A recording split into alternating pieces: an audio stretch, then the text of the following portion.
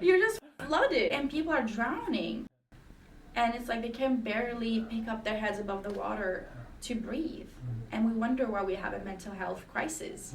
Put your phone away and just observe how many people are somewhere else. We have been conditioned now to always be somewhere else. And it's easier to be somewhere else because sometimes being here with ourselves can be scary.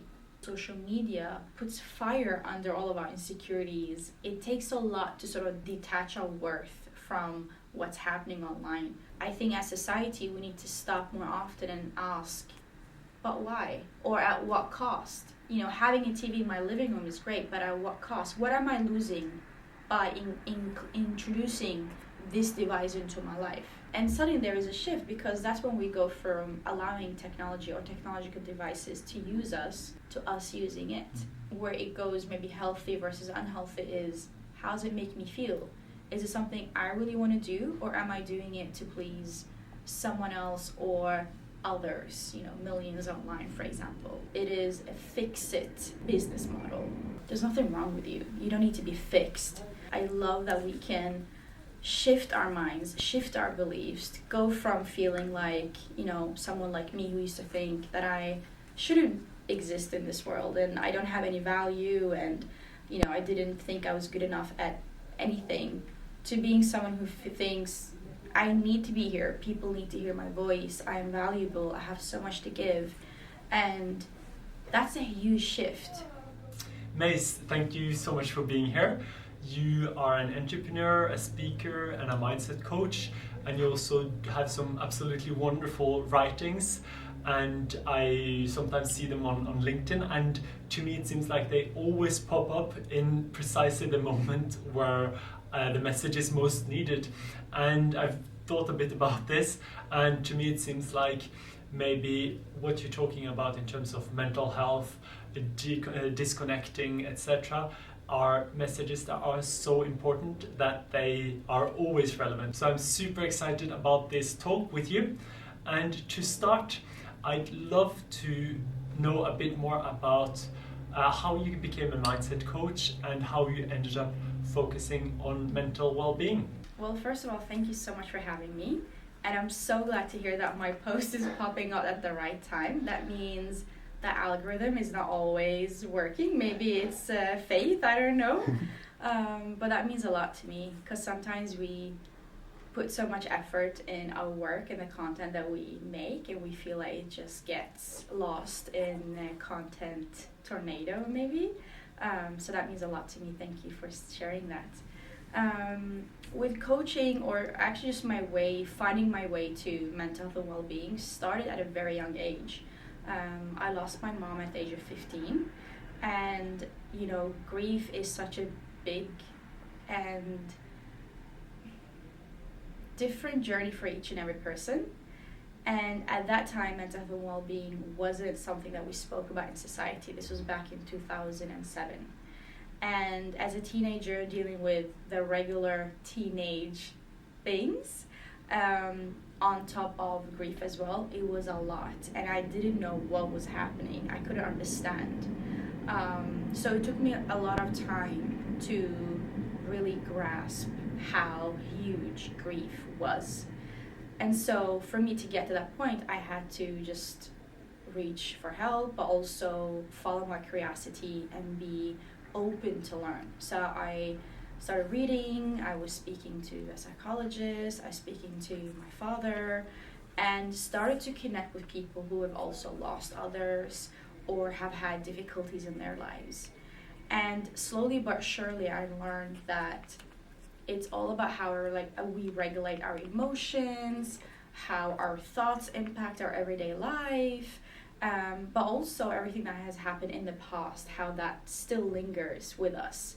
And when I say in the past, it can be when you first were born.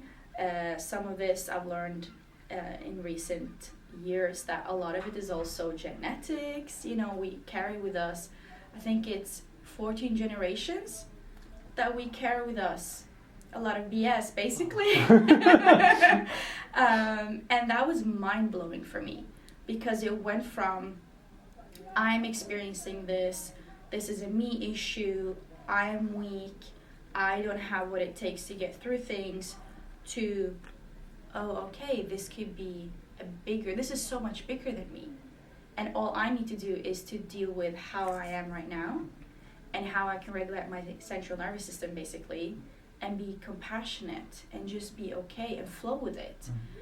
The second thing I had to learn was that there's nothing wrong with you. You don't need to be fixed. And that took also a very long time, because in Western psychology or Western person development, especially in the person development world, it is very individualistic. Whereas in Eastern, it is collectivistic.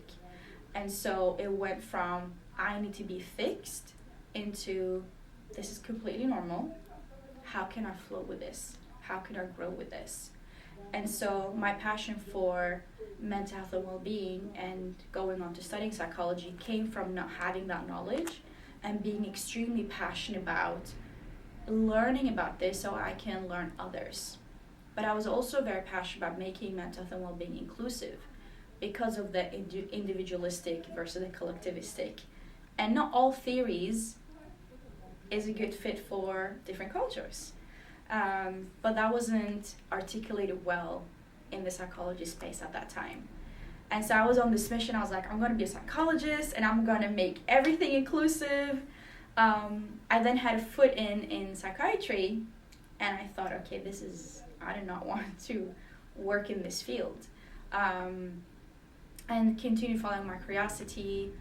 At university, when I was doing my undergrad in psychology, I reconnected with my creativity, so it was photography, and I started crocheting. And I loved taking a piece of yarn, basically nothing, and making it into something. Whether that was a dress, a top, a skirt, and I love the exchange of money, of course. When you're like, there you go, you got something and you have a happy customer. But as much as that was fun, I realized I was so content because I was present. I was very creative. And it turned into, not only am I creative, but I'm actually solving a problem, because I need to figure out how to make a new pattern, how to do the sizing, how to do the pricing, how to package, how to send it abroad, and all of these things. And that was really fun. But I was not using my phone. I was not on my laptop. Maybe I had a music in the background or a movie, but I was very present. And people talk about this being in a flow of state. A state of flow. And that was, for me, again, I was like, I found the key to my happiness, and it's to be creative. But it was basically being in the present moment. And so that I have continued throughout my life since then, combining these two and the importance of being present. And the way I got into coaching was because I love bridging the gap between where people are and where they used to be, mostly because I've done that for myself. And I love the transformation it has. I love that we can shift our minds, shift our beliefs, go from feeling like, someone like me who used to think that I shouldn't exist in this world and I don't have any value, and, I didn't think I was good enough at anything, to being someone who thinks I need to be here. People need to hear my voice. I am valuable. I have so much to give. And that's a huge shift, especially if someone has been in that feeling and have had those thoughts. You would know how difficult it can be to bridge that gap. But for me, when I thought, wow, this is completely possible, more people need to know about this, but also owning the narrative of their story, I think is very important. And that's sort of like how I got into coaching, really, yeah. You speak about the importance of mental health being inclusive, and you also said that back then you didn't have the support that you needed, so that you had to take matters into your own hands, read up on your own experiments, figure out what is important for your mental health. And this is something that's not possible for everyone, and it pushes the responsibility over on the individual. So I am wondering, what is it do you think that we can do as a society to make mental health more accessible, and has this changed? Is there more of a conversation around mental health now? That's a really good question. It has definitely improved, like I would say the last, probably from 2020, I would say 2019, 2020, there's been a bloom in being open about how we can make mental health and well-being inclusive, and there's been more people talking about how racism impacts our mental health, how microaggression is in everyday life and how it impacts our identity and how we view ourselves, but also how a lot of, when the rise of yoga and meditation has happened, how whitewashed that has been, and how it has also been very money focused. It is $1 billion industry. And earlier I mentioned how it is a fix-it business model, right? Because as long as I can say, Alan, there's something wrong with you, and we need to fix this, and it's gonna cost you 50,000 kroner, but I guarantee you it will be fixed. As long as you continue believing that you are the problem and there's a problem within you that needs to be fixed, you're more than happy to pay that price. But if I approach you saying, actually there's nothing wrong with you, but you might need or would like some support or guidance, then that's a different conversation to have. And so when there is a business model like that, people, and as well as making it a you problem where there's a problem that needs to be fixed,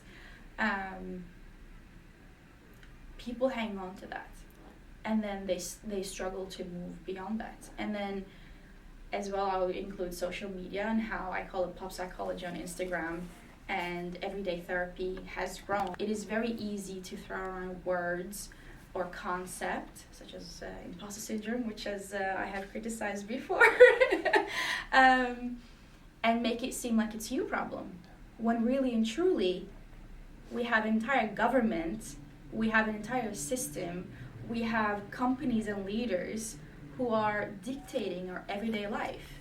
Now we have social media who have colonized our minds, basically, with beliefs and thoughts and feelings that sometimes we don't have any control over. And so it is a hard solution, because as much as I want to say it's a collectivistic thing, sometimes we need to start with, okay, what can I do? And then how can I make it as a domino effect on my friends and colleagues and so on? And then I think that becomes a collectivistic solution. But I'm not gonna lie, I do find it hard to answer how we can do this on a collectivistic level. But I do love seeing more people breaking free from their phone. I've seen a lot of people coming into having like a dumb phone, like an old Nokia or a flip phone. Do you remember Baby Fat? That was so cool to flip the phone. Exactly. And connecting in real life as well.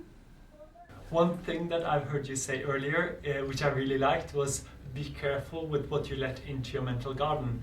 And I love gardening, and I do worry what gets in contact with my garden, what interacts with my tomatoes. So I really like that metaphor. What are some of the things that sneak into our mental gardens that we should be extra careful with? So I love that metaphor because, I would love to become a gardener. I think they call it green fingers, Yes, I think, yeah. I would love to become a gardener. So that's been on my bucket list. Let's say to-do list. But I love nature, and I also love Zen philosophy and how nature is part of our lives and how we can learn so much from nature. And so I remember one day sitting in the woods and just observing the tree, observing the ground, and everything was in movement, right? Nothing stands still. And on the same day, I had a coaching call with a client who were talking about how stuck she felt. And she was standing still, nothing was moving, and stuck. And then when I went out and I was observing nature, I was like, but nothing is stuck. How is anything stuck in our lives if nature itself is not, so everything is moving, even the things that we don't see, such as the roots of the tree. And then I was wondering or reflecting on when my dad has green hands and he loves to plant flowers. And every time he plants something, he would clear the soil, clear the ground, remove any weeds, and then he would plant the seed, and then he would put it somewhere where there's light and nurture it with water from time to time. But he doesn't go out within 5 minutes to check if the flower has bloomed or if there is anything is happening. He knows it would take some time, so from time to time he will nurture it. And then suddenly one day you see the greenery or the flower come out. But in our lives, and so we care for that flower, right? We make sure that it's in a clean space and all of that. But in our own lives, if we want change, we expect that to happen within 5 minutes. We expect it to be within 10 minutes or a day, whether it's a promotion, a relationship, a confidence. And I've thought about, well, where does this come from? And I always get back to social media. Before social media, we had TV and newspaper and magazines, and it was the same advertising, right? Because the bigger, the better, the more people are drawn to it. It's a dopamine effect. I want more of what looks good. And because what looks good will help me to be associated with people who are defined as successful, who are defined as, let's say, rich and wealthy, and they have power. And, who doesn't want that? And I feel like these are the things that we're not careful about how they enter. Before, you could turn off the TV and you can leave. Or you had to walk to pick up the phone that was hanging on the wall and speak to someone. Okay, we're meeting here and there. Cool. You hang up and you have to leave. There is nothing else with you. You have that space in between to think, to reflect. You would receive a newspaper on your door and you spend time reading it, and then you would maybe meet your friends to discuss things. During that discussion, there is space for criticism, there is space for other opinions. Today, we don't have that space anymore. That space has been, in my opinion, I would say, stolen from us.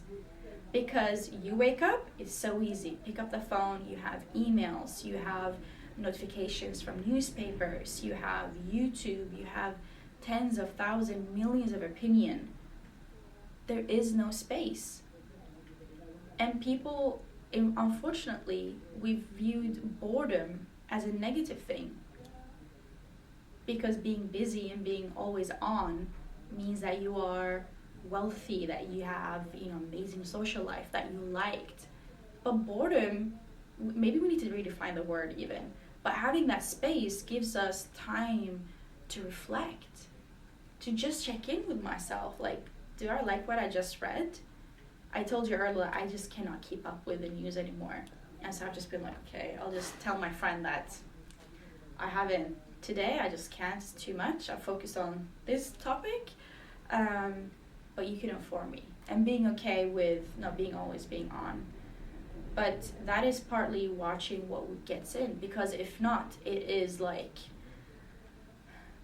I feel like it's like those water, I don't know what they call them, but in the fire station or the fire car, they have this water hose? No. Water hose, yeah, exactly. Yeah. That's how I see information today.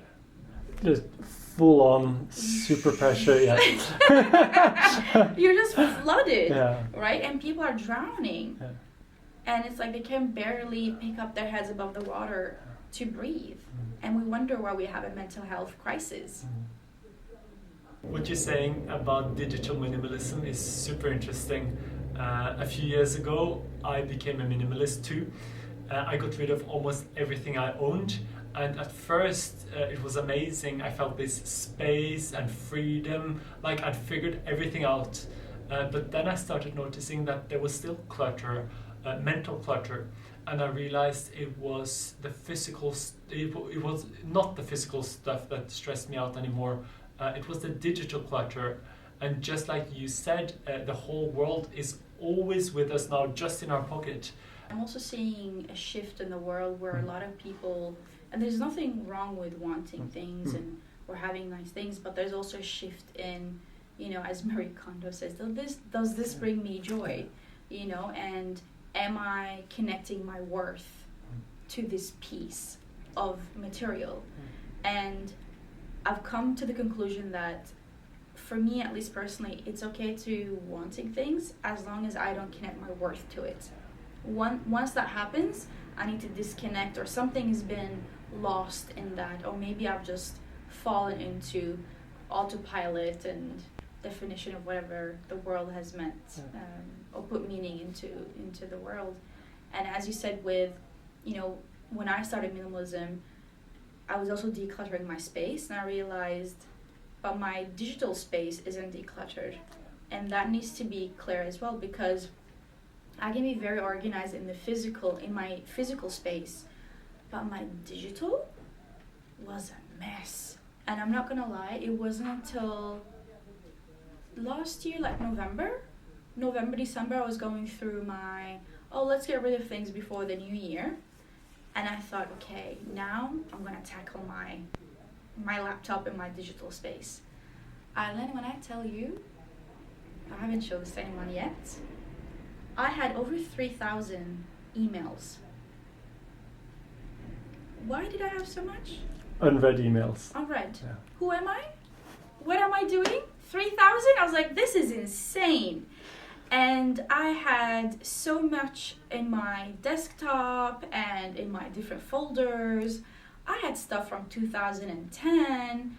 I was like, this is not good at all. And so it took me days to put things in, like organizing folders, deleting, clearing space, going to emails from 2010, like deleting a lot of things, and being okay with leaving things, deleting accounts. But it took so much time and so much energy. But once I did that, it felt like a rock was relieved from my chest, or lifted from my chest. It was so good, because now there is clarity, I know where things are, and I can also say, no, I don't want this. I don't want this in my space.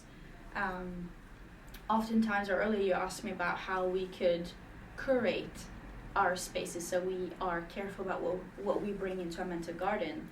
And because we're so much on platforms like, let's say, LinkedIn, TikTok, Instagram, whatever, these are the places that we go to most often.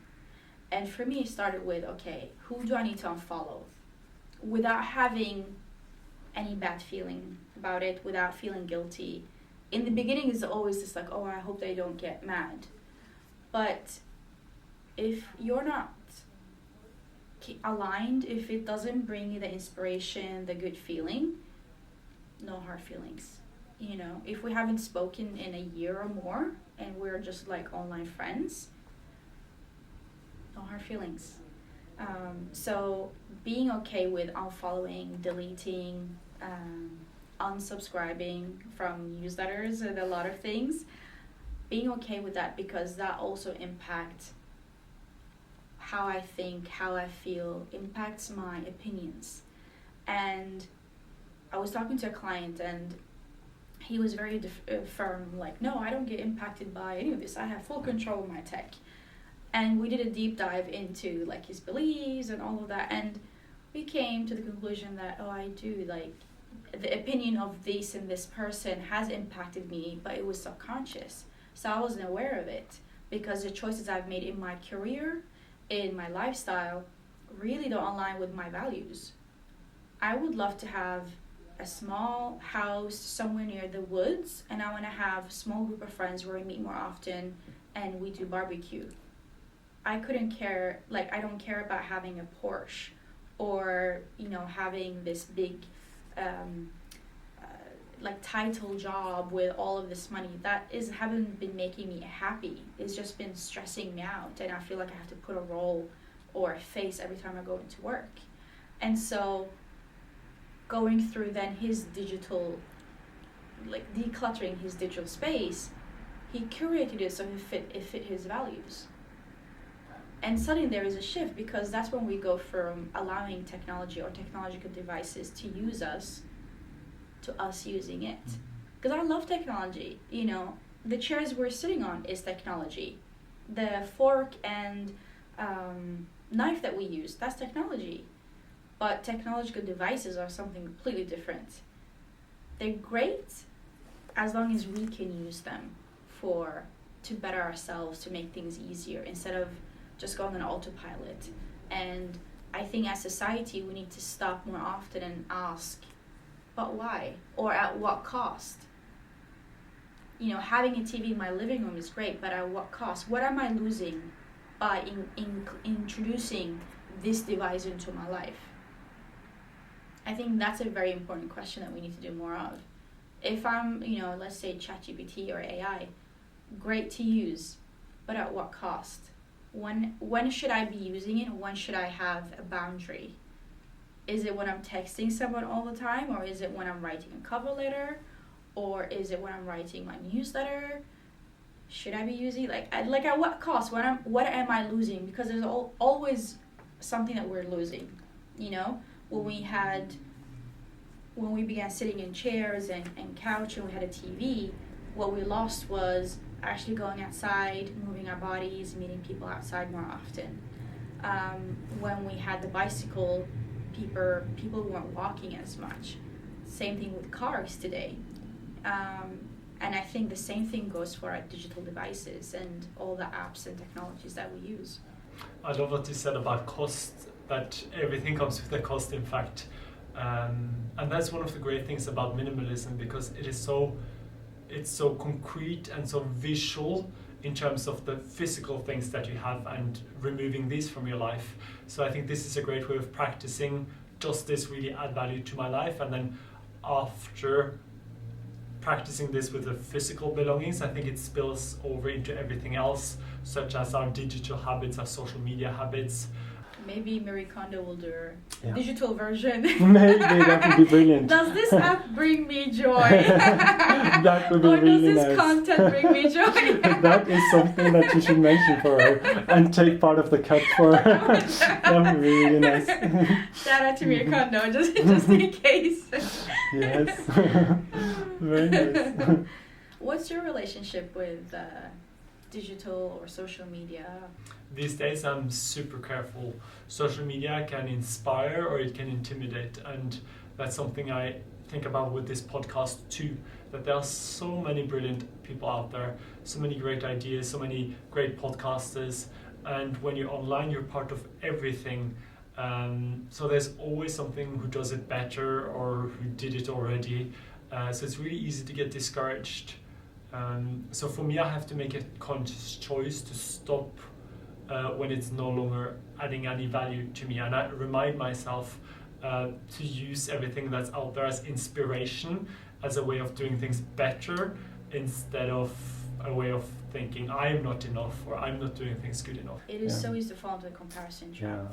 And it is also, because I remember when I was crocheting, and I would buy the most expensive yarn, I would spend so much time, it would look amazing, but then I wouldn't get enough likes compared to someone who maybe, in my opinion, wasn't as good, because I'm like, this is not quality yarn, this is a very loose design, like it's not a good look, blah blah blah.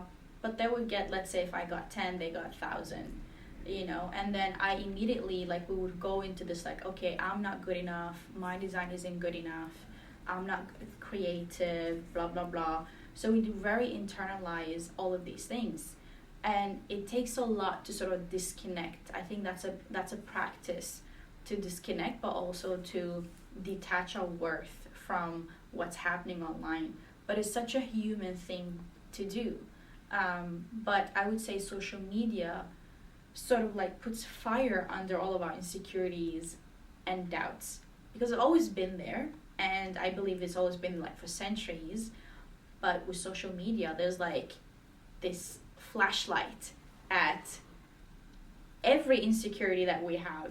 You know, maybe you're doing the podcast and you think, oh, this is a great session, and then you go online and you're like, oh, what, how, you know, and completely forget actually, you've been an amazing host. You have creative solutions to anything that comes up. You're an amazing conversationalist. It's a safe space. Like, this has been amazing. But that completely goes off within a few seconds. And this is what I find, like, using mindfulness technique is so good. Just to be like, okay, I've picked up on this feeling. I've picked up on this thought. I need to stop and let it go and shift my focus back to what was good. Because I really like the saying, you know, what we focus on grows. And if I continue to focus on the comparison and everything, that goes. But at the same time, I need to declutter that space so it doesn't come up that often as well. That really ties into something I've been thinking about a lot lately, which is this balance between ambition and a calm, mindful life. Because there's so much ambition, it's everywhere. I have it too, a lot, and I think it can be a good thing, especially when it's driven by a desire to do something good for the world. And I think a lot of people watching this actually have a lot of ambition in terms of wanting to make a difference. But I think also when ambition is about something bigger, like social impact, it can add an additional pressure, because it's something that you have to do not just for yourself but for everyone else. And I read this book called Ikigai, which is a Japanese concept for finding value, and I started wondering about what is my Ikigai, or my purpose. And at first I thought it must be starting new projects, interacting with people, social impact, all of those things. But those things also come with a lot of stress. So later I started to think that maybe, what if my Ikigai is just walking in nature, growing tomatoes, things that make me feel really good, however, that also make me feel like I'm not doing enough, because I still have this ambition. What do you define as more? What is the more? Social impact. Yeah, that's what I'm always trying to optimize. Some people chase income, status, maybe success leveling up in games, and my currency is really more and more just increasing my social impact. And I think and it might be better for the world, but I don't think it's necessarily better for me, because it creates a lot of pressure, a lot of stress, a lot of feeling I'm not doing enough, and a lot of competition. So I really think, I just wonder where to find the balance between ambition and just living a calm, nice life, being enough in myself. But I feel like you have clear, because the reason I asked that question is because, you know, some people, including myself, felt that is my passion and what I'm doing doesn't have to be salary behind it or social status. Could I do, for example, gardening and just be happy and get regular pay, or does the entire world need to see it so I can feel good about it? And I love that you mentioned Ikigai, because one of the things I like about Japan, or the culture or the philosophy in Zen Buddhism, is that what is it that brings you joy? What could you be doing without nobody's watching? But we live in a society today where everyone is watching, and it's unfortunate that we have been programmed to share everything. And so if I'm crocheting, why can I not just crochet? Why do I need to blast it on social media? Why could I just be happy and content with what I'm doing? And maybe if I want to make money from it, then I'll do a little stall somewhere, or, you know, and sell it in my neighborhood maybe. Why does the entire world needs to see it? On the other side, there's nothing wrong with that, again, as long as I'm not attaching my worth to it. But I believe in that if we want to find... So I don't use the word balance, because for me, I like to define words. And in my mind, balance is having equal of everything. Everything needs to be completely balanced, 50-50 with everything. For me, that doesn't work. Nature is not balanced. I believe in harmony. And so for me, there are periods where I'm very ambitious, because I also need to be honest. I have bills to need to pay, I have things I want to do that cost money. And so ambition comes from, okay, I need this type of salary, I want to have this income. That's one of the ambition that we have. Another part of it is, so that there's periods where I'm like, okay, I'm going to be doing this in my business, I'm going to achieve this milestone in my finances. So there are times where I'm, when I say harmony, times where I'm leaning towards that for a while, and that is my focus.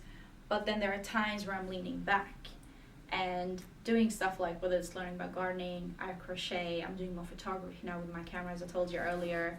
I mentioned to my friend as well, I want to learn to sew and just be like hands on something.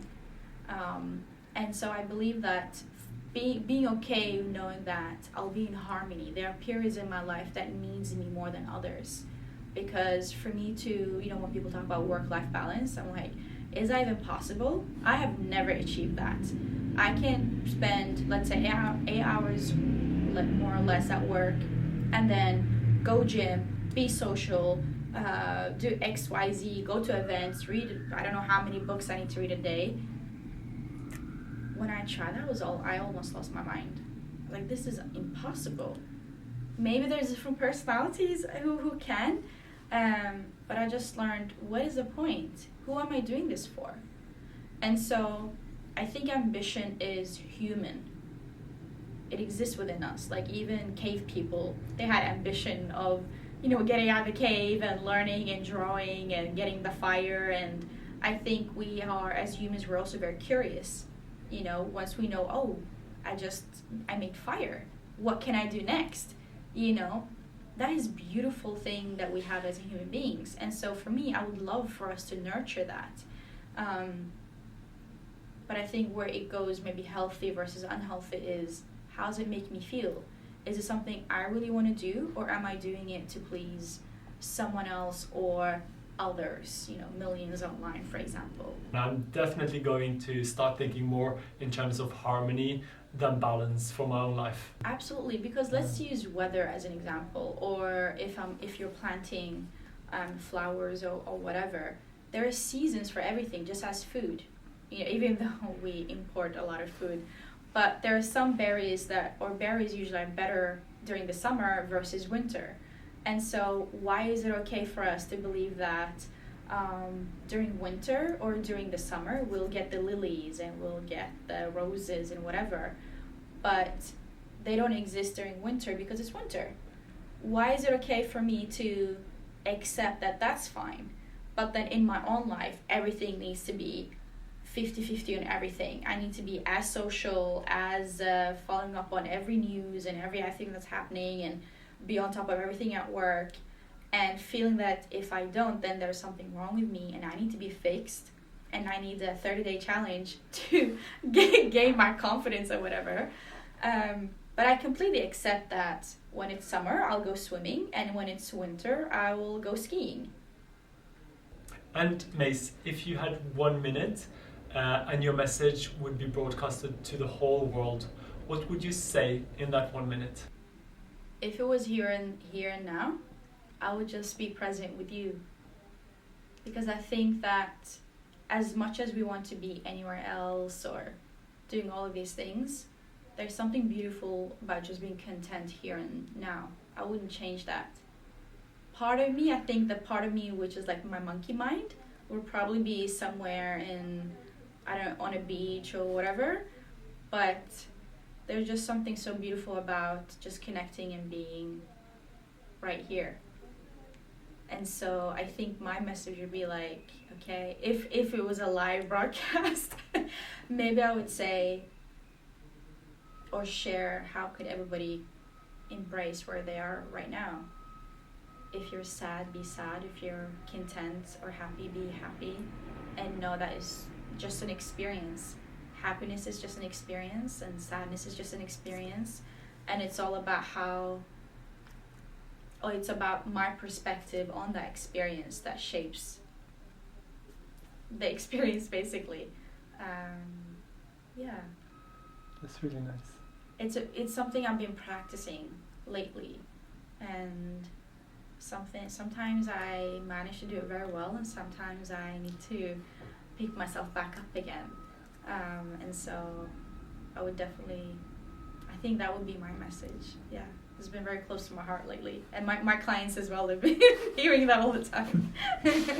That's really nice. Lately, I've been reminding myself that every moment has the same value, whether I'm on a beach or in nature or just in a waiting room with this horrible fluorescent lighting. It has the same value. If I close my eyes and breathe, I'm just as alive in the two scenarios. But it really does take a mindset shift and a lot of practice to really realize this and to actually be content with the life and the moment that I'm having right now. Absolutely, and we've completely lost in touch with that. Mm. Actually, I would give you this little challenge if you would like, and whomever's watching. But next time you're in the queue, put your phone away and just observe how many people are somewhere else. And by somewhere else, they're here. Right? It is actually fascinating. If you just sit and people watch, which kind of is one of my hobbies, but it's a very interesting thing to observe, because it's as if whatever's happening here is so much more important than what's happening here. Even when I was driving the other day, and I noticed how many people would cross the road watching their head down on their phone.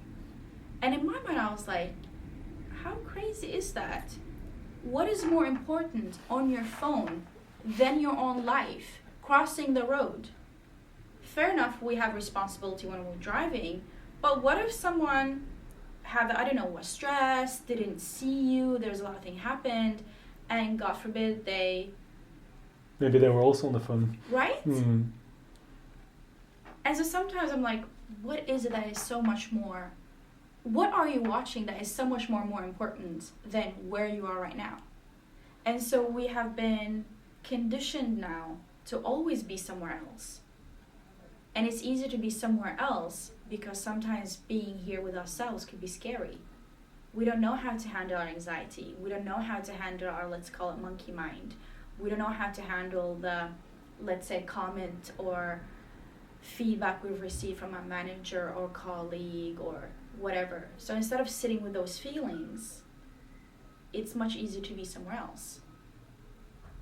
But 1 time, 2 times, maybe that's fine. But if that becomes a habit that we escape every time something happens, I believe that is it's detrimental for our mental health and well-being and our personal development as well as humans.